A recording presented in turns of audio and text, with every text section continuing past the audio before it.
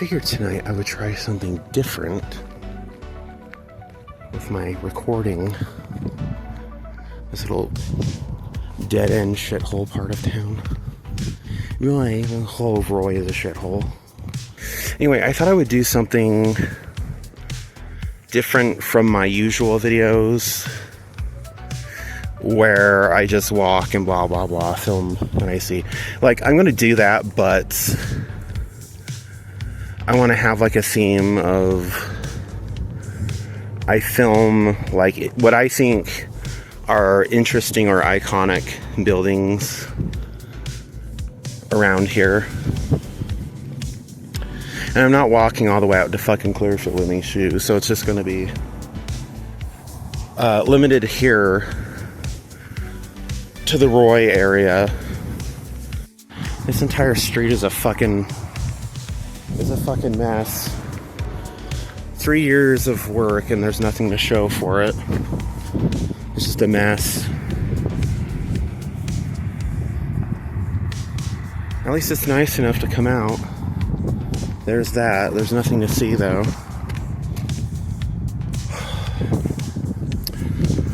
Also, June is very special. It marks the anniversary. It marks the anniversary of my parents, my parentage, getting together. Is that amazing? See, very few people know this, but I was adopted as a child. And I was adopted as a baby. My birth parents, not many people know about this, about me.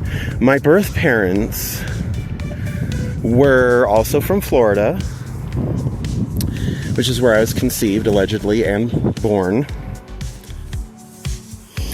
My birth parents were entertainers. My birth dad,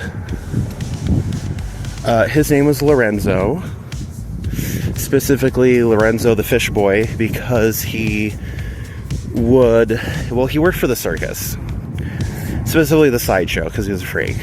And he would enrapture audiences with his ability to stay underwater. And I think he also had like a fin on his penis, so he was like the fish boy. And that's where he met my mom while working at the freak show. He met my mom, Pam, the bearded lady. And they got together and had me.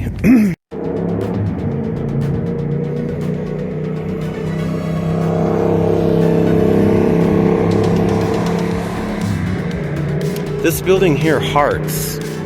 When I used to live out here, our piece of shit washer and dryer stopped working, so I had to come here and use theirs. And for years and years, I think it was actually right over here, they had this big, I don't know what you call it, a pole with like a mirror ball orb on it, and it would say Hearts. It was like one of those 1950s, 60s looking things, a glass like candy ball, and it looked like a balloon, but it had like little colors on it. There's not really anything interesting about this building. This, I have no fucking clue what business this building is. And I'm surprised they're even still in business. You can see up here on the side, they got this whole American flag thing. It's supposed to be a phone number for like insurance. You can't even fucking see it to like call it. But, way back in the day, I think these were rented out as apartments or flats. I'm not sure. The very top. I think the bottoms were always businesses. I've always liked this little building here because it's just like, it's like kind of iconic, you know? Like, it's old. It's from an era, a bygone era, a world that no longer exists. And they've recently tried sort of modernizing it because the what is this? Brick. Yeah, the brick. And then the wall on the inside, that's changed. It used to be a darker brown shade. I think it used to be. Maybe not. No, because then that would be too difficult to change that. You can see part of that on the top is on the roof. I don't know what that's called. A buttress? It's not a buttress. The arch thing, the overhang on the windows, so you can see it's like, it's old and rotting away and falling apart. But I like this building. I've always liked this building because I thought, oh, this is such a cute place, you know, like, and you can see there's different rooms up there. There's all the windows. But, it says Medicaid. There must be an insurance place, and there's this other, it looks like a wellness thing, so I don't fucking know. But it's a cute building. I like it. I remember I left out some crucial details in that story. So it wasn't like I was just born and then put in the system. It's that Lorenzo the fish boy, my dad, was way too young. And technically that made my mom a predator, Pam the bearded lady. And after I was born, which actually they got tired of waiting, so they just shoved a plunger up there and sucked me out. And they arrested her. I believe she's still in jail, in prison, because she keeps reoffending. She keeps assaulting her fellow inmates by bringing a cucumber back with her for lunch. And she keeps assaulting her dorm mates, her cellmates. I'm allowed 60 minutes, like a week or a month, to talk to her. And because I end up having to pay for the charges, I just end up like ghosting her. Because I don't really know what to talk about anyway. I don't know what to say. Like, gee, Mom, thanks for fucking my dad and conceiving me. I appreciate that. But yeah, so that's the story. It's because she was a predator, not like the kind from the movies. The Predator movie. Well, she kind of like the Predator from the Predator movies. And then the police intervened, popped me out. So I was born. I was adopted to a couple of cannibals, and she was arrested, and my dad went back to the freak show, to the circus, the sideshow. That is the true story. That is the tea. Welcome, weekly rates. The other side says lowest price in town. Well, yeah, because that's where all the local whores congregate.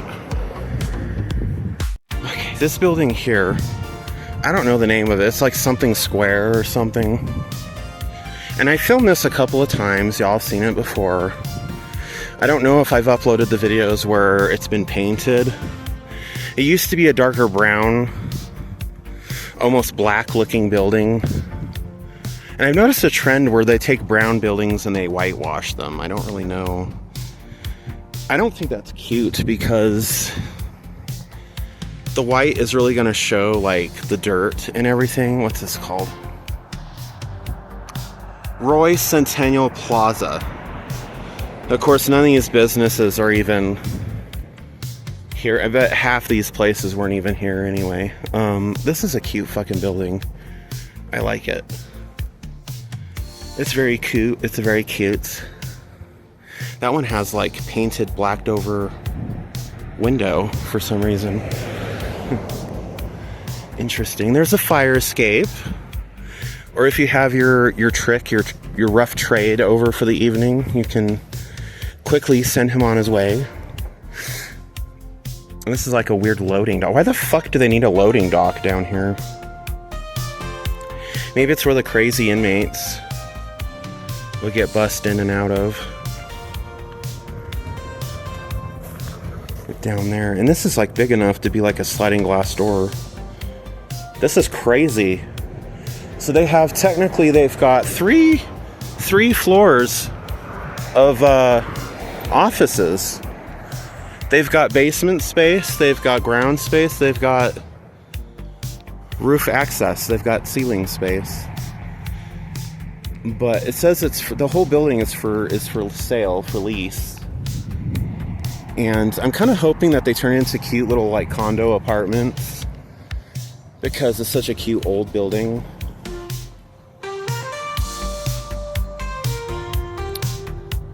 I don't know if they're completely done with it though. See, that is normally illuminated. That's glass, a window. But it's normally illuminated, but it's not. See, they changed the doors.